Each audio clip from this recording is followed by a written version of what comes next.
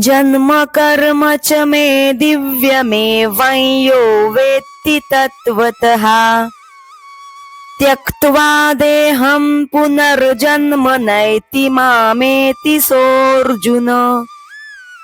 हे अर्जुना, याप्रमाणे माझे दिव्य जन्म व कर्म जो यथार्थपणे जाणतो तो पुरुष देह त्यागानंतर पुन्हा जन्मास येत नाही, तर मला येऊन मिळतो।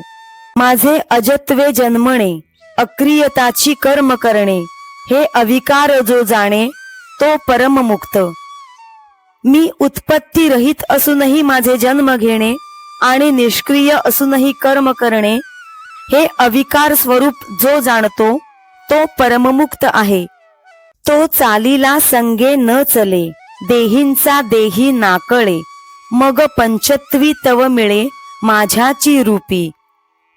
तो इंद्रियाने कर्म करीत असला तरी कोणत्याही प्रकारच्या आसक्तीने बांधला जात नाही। देहरूपाने असला तरी देहभावाने बद्ध होत नाही। त्याचा देह ज्यावेळी पंचतत्वात विलीन होतो त्यावेळी तो माझ्या स्वरूपी एकरूप होतो। वीतराग भय क्रोधा मन्मया मामुपाश्रिताः बहवो ज्ञान तपसा पूता मद्भावमागताः।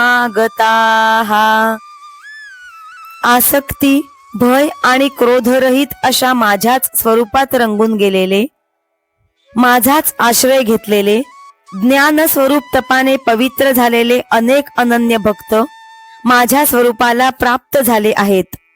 येरवी परापर न शोचिती, जे कामना शून्य होती, वाटा कोणे वेळी ने वचती क्रोधाचिया।